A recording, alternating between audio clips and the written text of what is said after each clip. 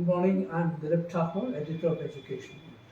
Good morning, I'm Sumia Yasmi, Managing Editor.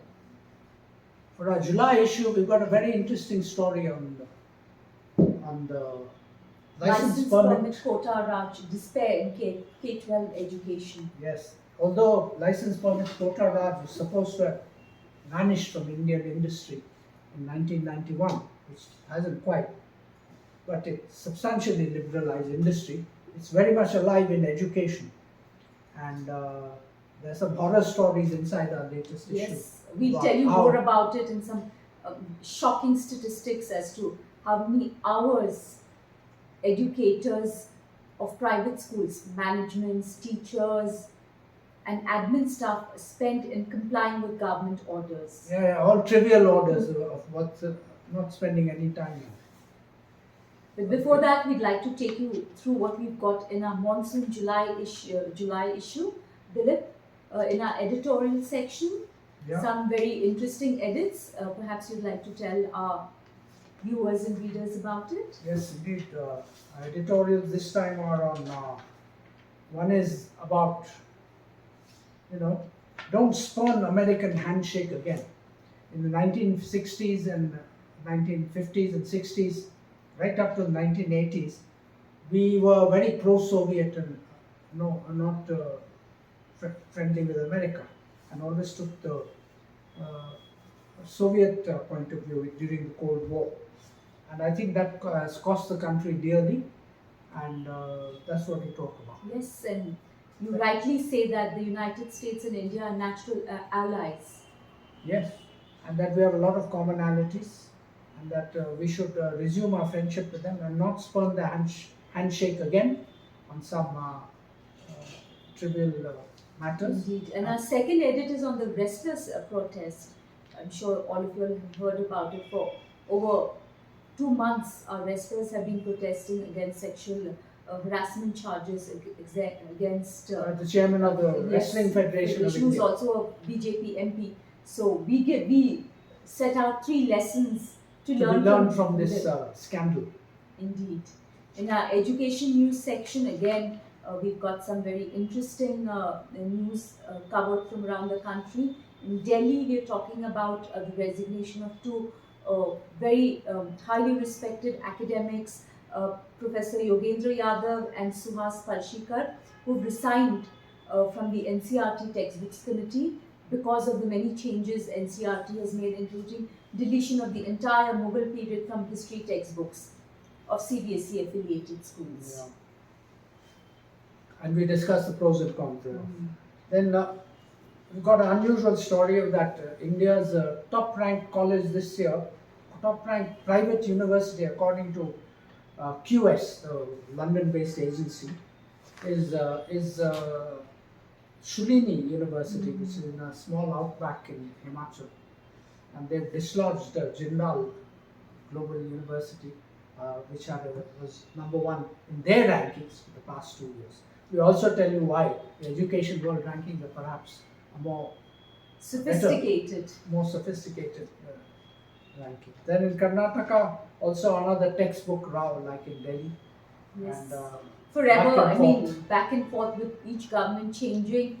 Textbooks keep changing without any regard for students who have to learn and relearn new chapters.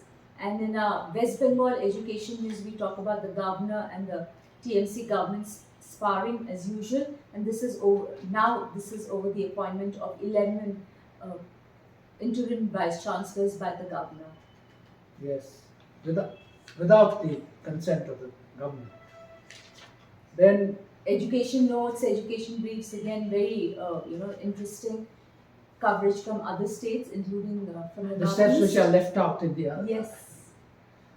And in expert comment, we've got an old writer who used to write for us for many years ago and back again, Philip Altbach, who's the professor of education research professor at Boston College in the US, and he writes about the global private education in the global south. Higher education boom. In the global south, Dilip, very interesting. Talks about Pakistan, India, Africa, how private universities are changing the higher education Scenario, yeah. environments in this country, mostly for the better. Institutional profile, we profile as Delhi-based Vivekananda School. And McGill University, which is one of the Canada. top 50 universities in the world. Then we have our Young Achievers page. And now we come to our cover story on license permit quota Raj, despair in K-12 education.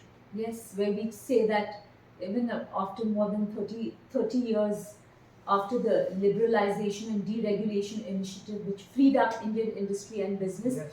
unfortunately, like Dilip said earlier, license permit quota Raj has migrated into Indian education, and we talk about the bewildering number of acts, rules which have been thrown at private schools to regulate them, and how they are navigating this. And most interestingly, this story is written by 3 researchers of TRIAS, which is a think tank, Delhi-based education think tank, which has done a very interesting survey called Regulatory Impact of Subordinate Legislation on Private Unaided Schools, an empirical overview of 4 states.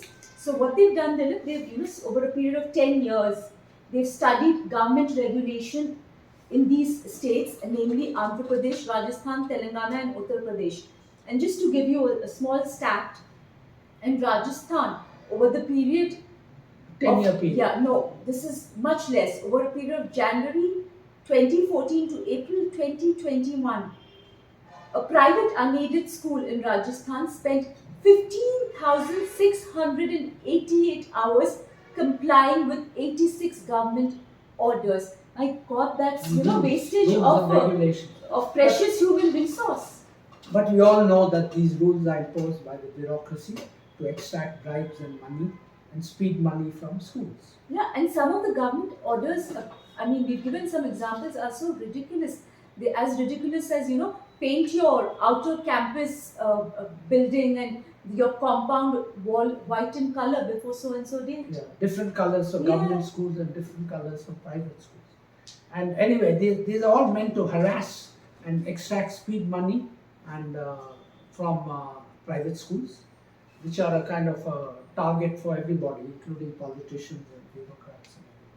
Whereas they educate 50% of the population of school-going children. It's a well publicized myth that very few children in India go to private schools. Actually, almost half the children in 120 million children go to private schools. And India's entire post-independence middle class has been educated in private schools.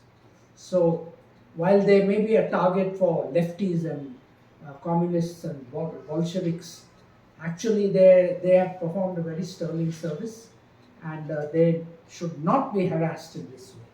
Absolutely. That's what we strongly recommend this story for you, that you read it and get involved in this very important debate. Yeah, liberalization pressure has to be exerted on the government to liberalize education the same way as a liberalized industry with beneficial effects. And in our people column, we have some very interesting people this time.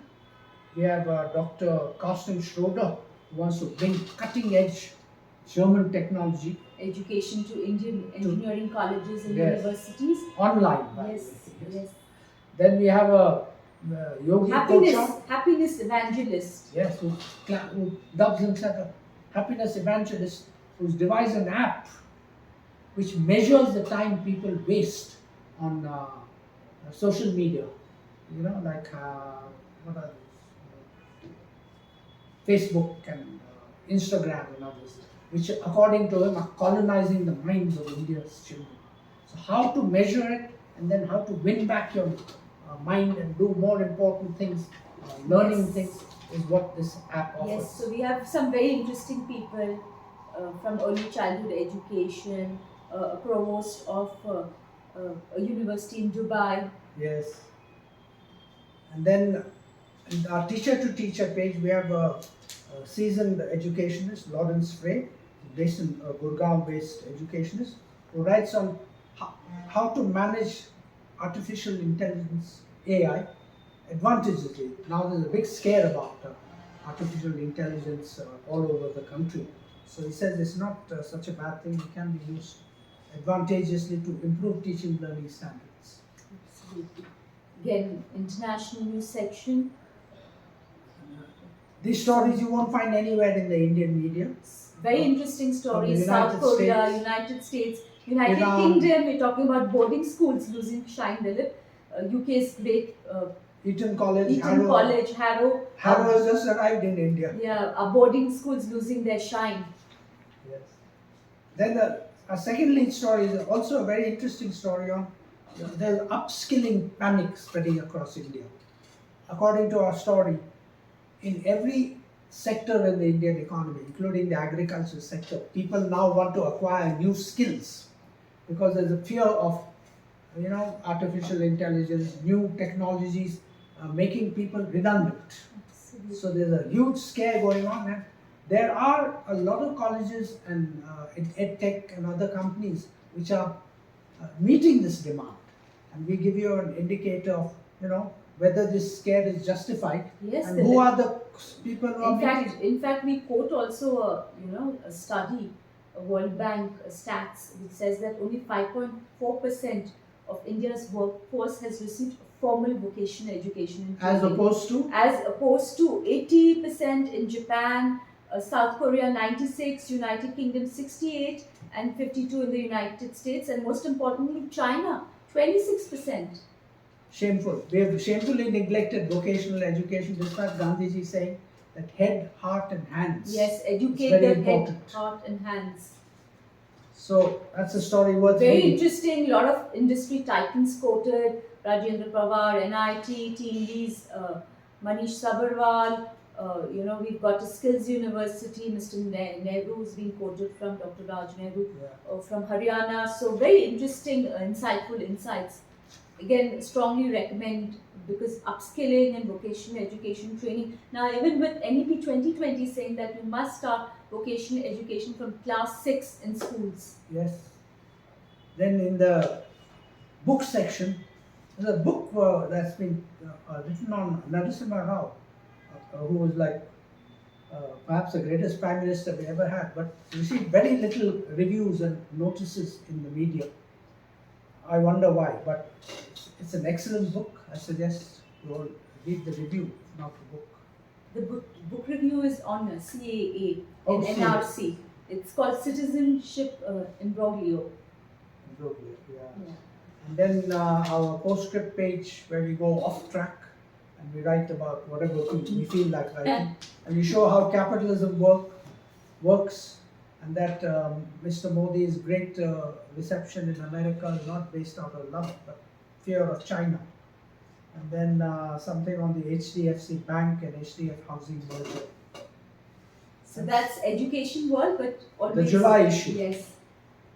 But always as we go. Before that, quick sneak into what we've got in Parents World for you. In Parents World, we've done a very interesting cover story on, titled Cutting Kids Some Slack, Free-Range Parenting Phenomenon. So, free-range parenting, a lot of Indian millennial parents are breaking away from, safety first, risk-averse child rearing. No, they're breaking away from Yes. controlling and commanding their children. So we are suggesting now that they must break away from that and give kids some room to do their own thing. Yes, give them independence, give them autonomy, but with responsibility. Yes. Don't hover over them all the time. It's time to end patriarchy within Indian households. Patriarchy and interfering parenting. Yes. Thank you. Thank you.